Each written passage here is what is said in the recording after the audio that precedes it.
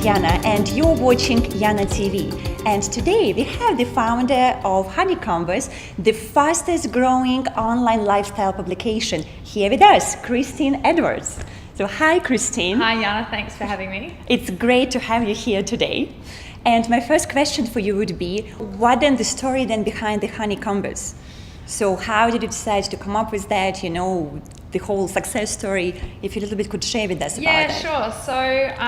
So my background was in marketing, and I moved to Singapore with my husband, and I couldn't really get a job in the profession of marketing. That's a good reason to become an entrepreneur. Yeah, it is actually. Nobody hiring you, yes, so exactly. good. Yes, exactly right. So basically, I looked at the marketplace, and I had some experience in publishing, and I had some experience in digital publishing. And I saw a kind of a great concept in the US, and I thought this is exactly what Singapore needs.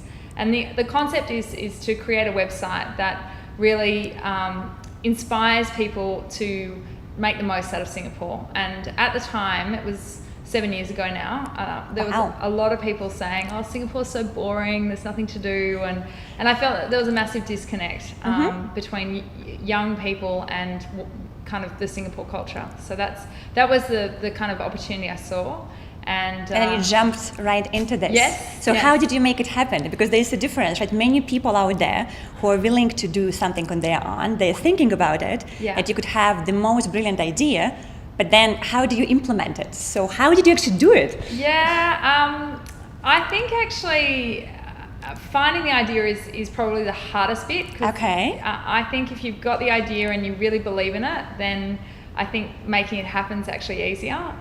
So I actually think, and more so now, because I think particularly in the digital space, it is busy and it is crowded, and lots of people are kind of doing blogs and websites. So I think timing is important. The magazine hadn't launched in Singapore at the time. So that gives you a picture of the landscape. So then how to make it happen? Really, honestly, find people to help you. So I have no coding skills. I have, very little, zero design skills, but I can hire and get help on coding and design, which I did. And really, it's quite simple, about producing great content and publishing it, and then sharing it. So it was quite. I didn't find it that challenging to start.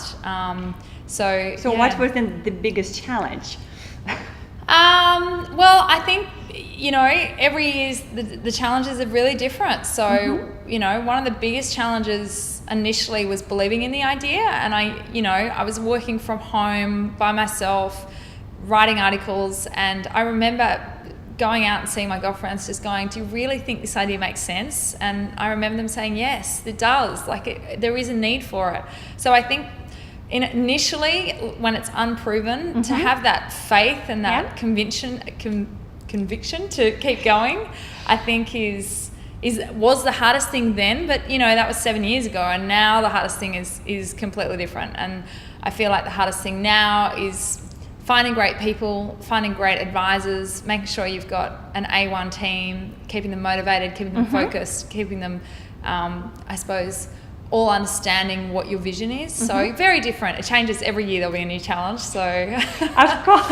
Yeah. But then it's very interesting that you said when you're an entrepreneur, and especially when you just start your own business, it takes some time for others to believe in what you do. Yeah. Right. So how long did it take you to understand that actually people around you are buying into your concept? Maybe was there like a turning point when you thought, okay, they get it? Yeah, there was a big turning point for me. So the business really changed gears once I really started to employ people. And before I could employ people, I had to make sure we had revenues to pay for the people. So I suppose... Smart girl.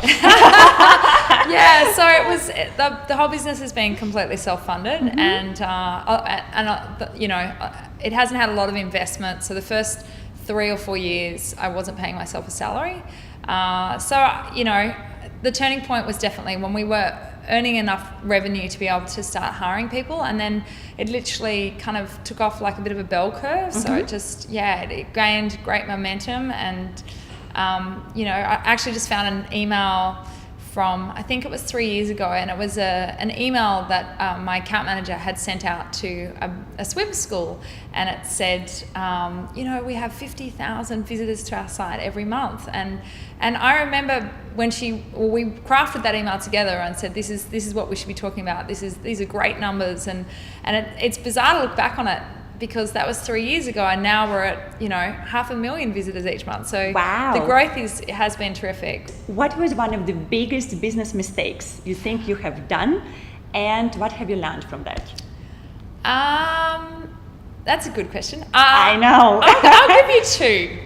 My first biggest business mistake, I think, was they're both very similar actually.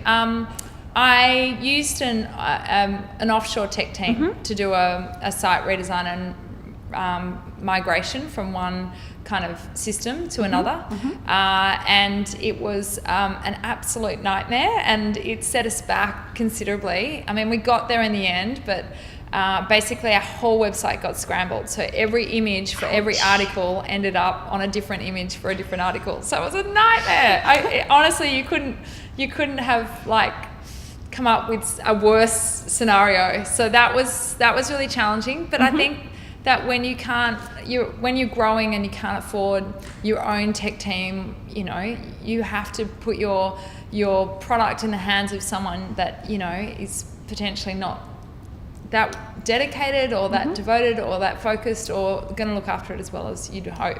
So that was a really challenging time. And what have you learned from that? I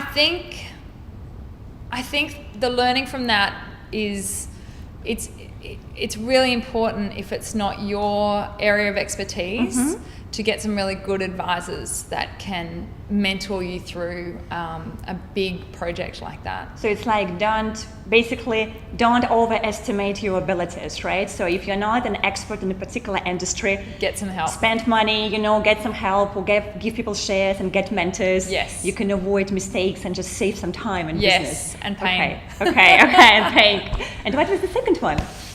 The second one was similar. The second one was really around accounting, and we're kind of in a bit of a mess at the moment. But we're doing another migration, but it's not content, but accounting.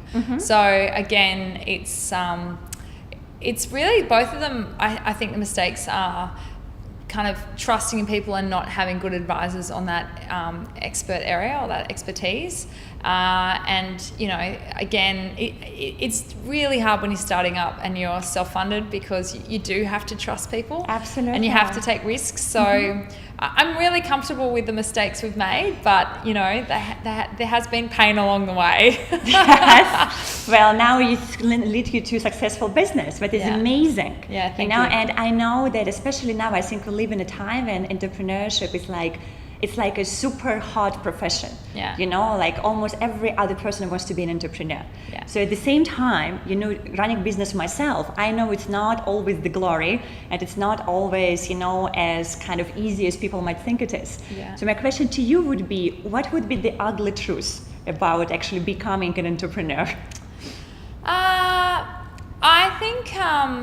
I think you're not always going to crack a great idea. So I think to have a really good business, you need a great idea, and then you need a lot of determination and perseverance, and you need to work hard, and you really need to love it. I would hate to think how many hours I have worked unpaid on my business, but I was happy to do it, because even unpaid, I loved what I did. So I think there's a little recipe or a concoction that you need, and if you don't have one of those elements, then I think it would be really challenging. So you need to have a good idea, you have to really love it, and you have to be very determined to succeed. Thank you. And that was Christine Edwards, the founder of Honeycombers, with us today. And she was absolutely amazing, so thank you much for sharing your story. Thanks, Yana. And for you guys, if you like the video, please do share it with other friends. We would highly appreciate it. Stay with us. We're going to release more video next week. And go for your dream, start your business, especially if you're in Singapore. And just don't be afraid to do what you feel you really have to do in this life.